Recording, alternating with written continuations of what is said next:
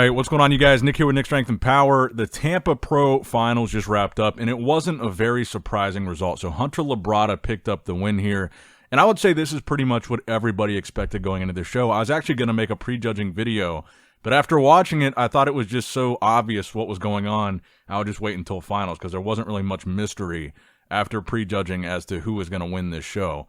And honestly, I don't think there was much mystery going into it once we saw that lineup and Hunter's name on that list. So Hunter Labrada won the show. John De La Rosa was second. Lewis Breed was third. Joel Thomas in fourth. And Brady King rounding out that top five in fifth place. So they did do a top two comparison with John De La Rosa and Hunter Labrada. This footage that you're watching right now is Gilco's footage. Crystal clear. The best footage in the game. And I've got a lot of love for John. I think he's got a really good physique. I've always been a fan of him as a bodybuilder. So I say this respectfully. I don't even think it was close between 1 and 2. I think that Hunter really delivered here, and I think this is what we all thought he was going to deliver. Obviously, sometimes people can mess up at the last minute, and they're not going to look how they look in the updates. I think Hunter looked just as sharp, just as conditioned as all the updates that we saw from him would have suggested. And I would argue that if this isn't his best package ever, it's close to it. I think this is close to the best we've ever seen Hunter, if not the best. And make sure you guys let me know what you guys think about how Hunter looked here. But I think this is one of the best packages he's ever brought. And considering he's been a top 4 Olympian, and this package might have trumped that, I think that goes to show why this really wasn't close. And that's not to say that John didn't look good here. I thought John actually brought it too. His conditioning here, I think, was better than what we saw in Chicago. And if Hunter wasn't in this lineup, I think John would have clearly won. So I think it's interesting. I mean, I'm very excited now to see what happens at the Texas Pro in 2 weeks, because this felt like it was a warm-up show for Hunter.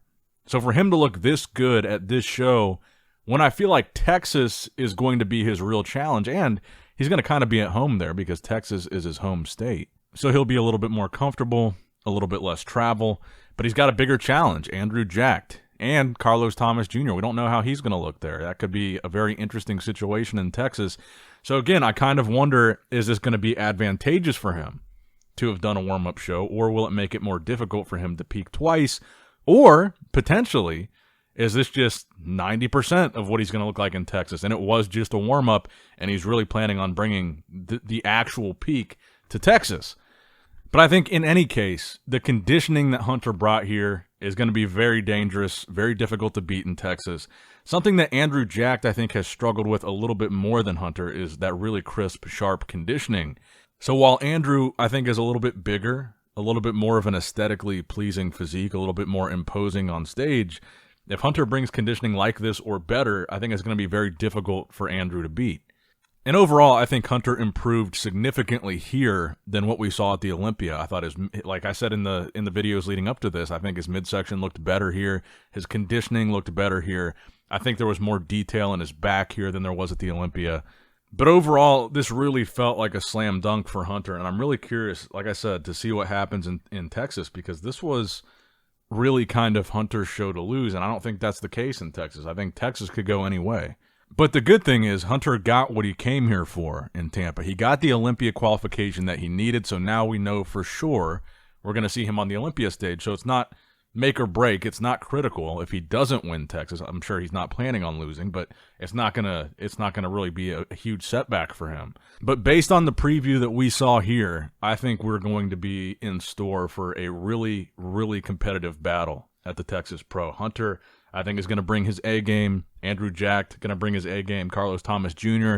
is going to bring the wild card factor. I think that's going to be a very, very entertaining show to watch. Let me know what you guys think in the comment section down below. Make sure you like the video, subscribe, click that bell notification icon, all that good stuff. And as always, I love you guys. Appreciate you guys. Nick Strength and Power, signing out. All right, guys, don't forget to click that like button and subscribe to this channel if you enjoy the content. Also, check out my Instagram at Nick Strength Power. My Facebook page, which is simply Nick Strength and Power. My secondary YouTube channel, Nick Strength and Vlogs, for vlogs and bonus content that you will not see on this channel. And consider subscribing to my third YouTube channel, Nick Strength and Pokemon, which is all things Pokemon and trading card games, completely unrelated to this channel. So if you're into that, give that one a look. And all links to merchandise and social media will be in the description box below. If you guys want a Nick Strength and Power t-shirt, that will be in the Shopify link below. Have a great day.